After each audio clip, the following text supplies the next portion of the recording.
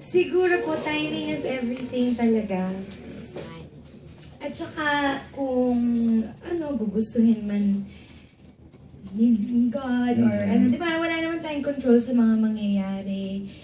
He's, di ba, parang he's at the age na marami pa siyang pwedeng gawin. Ako rin po, right now, we're happy na may ginawa kami together, na masaya kami. And happiness kasi exciting yung mga scenes, tapos parang comedy, light, and then parang first time na namin to involve each other sa isang professional, na naman. Kasi for 4 years since MMK, puro kami yung personal, So, kung magiging tuloy-tuloy na maganda yung meron kami, kung yung friendship ba yun, or yung connection namin, tuloy-tuloy na magkaintindihan, na supportahan namin yung isa't isa na maging better people, mag-improve. Siyempre, ba't nyo naman ipapasok yung isang tao sa buhay ninyo kung ikasasama mo naman yun? And so far, parang okay naman. So, as long as magtuloy-tuloy po yun, then we don't know. For sure naman. Hindi ni Casey sumagot, narapangan ako. Galing. Pero Casey, kung ano man ang nararamdaman mo ngayon. Para manghuhula si Manay. I swear, I have to agree to that. It's not true na hindi ka slim as I told you! Na lang po yun. Payat ka. Thank you po. Thanks si Tata. Si Pao sasagot. Hindi na, okay na. Kasi mas babae dapat. Pero in the mood yan. Happy yan. Minsan lang po magyari. Talaga? Sagutin na. Pao. Sagutin mo na, Pao. Sagot ka na. Hindi na kinakabahan. Ma-happy Sagutin ending. naman ni Pao. Oh, yeah. Basta naghihintay ka lang siguro. Yan, tulad ng sabi ni Casey, parang hindi naman rin natin alam kung ano mangyayari sa future natin. So, mag-focus muna kami kung ano meron ngayon. Kung ano meron kami ngayon, yung mga blessings na dumarating, like itong project na to. Yan pa. Thank you.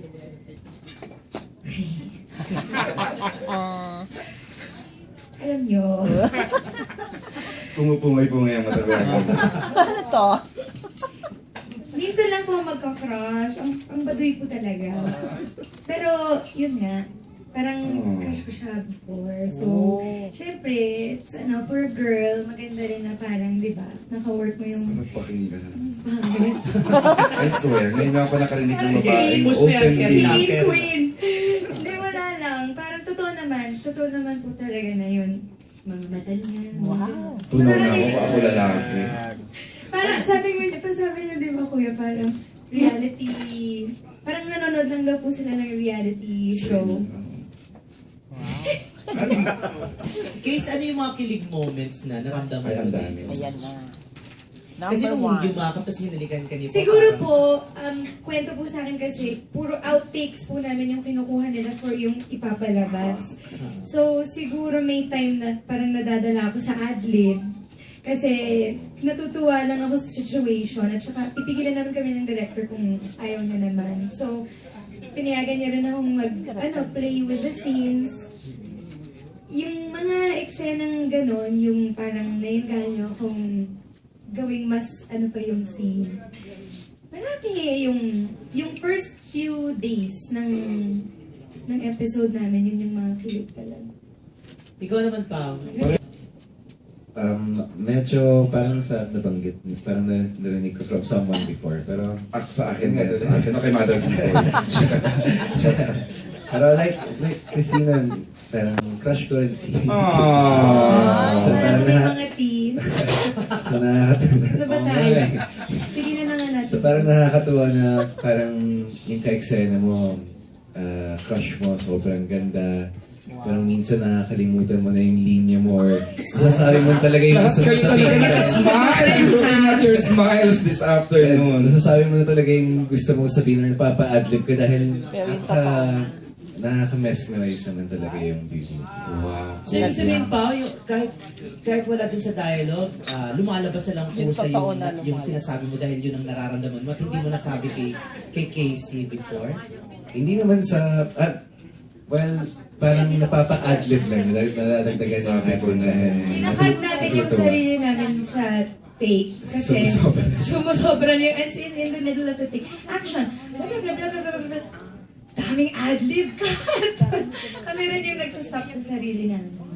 Ano ba mas maraming kilig moments? On-cam o off-cam? Iba rin siyempre yung off-cam, di ba? Mas on cam. Parang mas on cam dahil ang dami rin namin tinatapos na eksena in between sa isang araw. Parang so nangyayari, syempre balik kwarto kagad, BS, wake up, retouch for the next scene. So parang lagi kaming nasa set.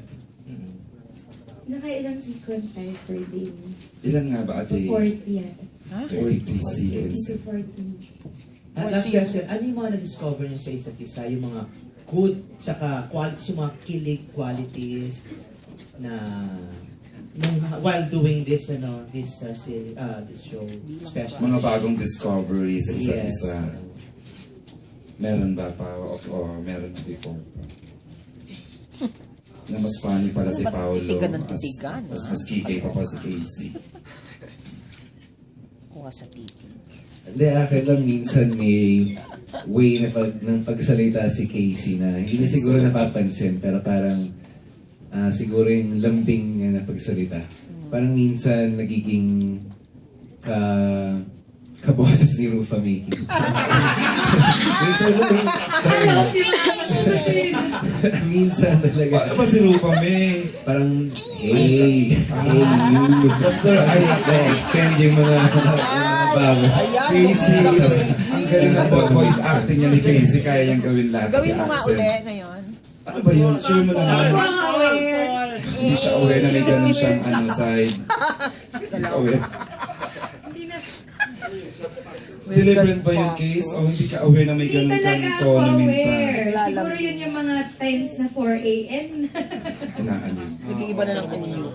Si Pao, discoveries kay Pao after 4 years. Na ano rin, pwede din siyang funny. Kasi parang pag tinignan mo, akala mo super serious. True. Oo, totoo serious siya. Serious looking pero Ano yung mga funny side?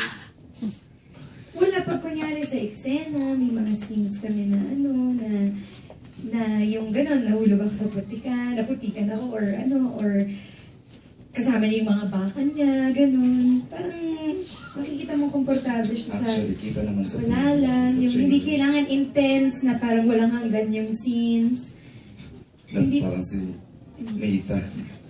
Hindi kailangan ganun. So, maganda na ma-experience namin yung light room. Parang mas Oo. ibang ano naman. Kasi kapang morning, Morning. At saka yung dalawang magkasunod bunso, medyo matindi, di ba? huwag ka lang, tsaka ikaw lang. And same thing with Pao, matitindi rin yung mga roles mo from SB Pack to ano, di ba?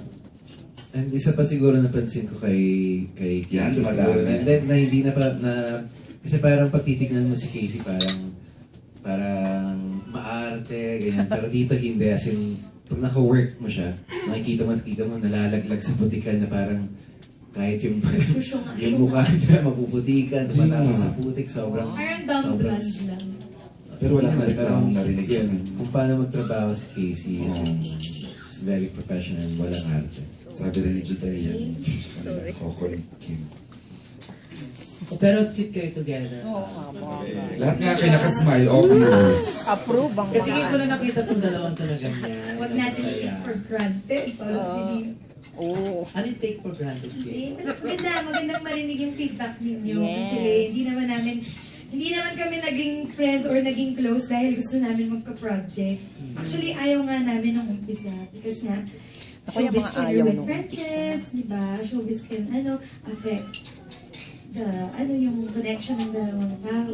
Pero nakita naman namin sa'yo, hindi naman put on yung pagiging, kuwela niyo sa isa't isa. Parang nga po reality show daw. Cute na. Oh, cute. Okay, thank you. Thanks, Ray. Lovely.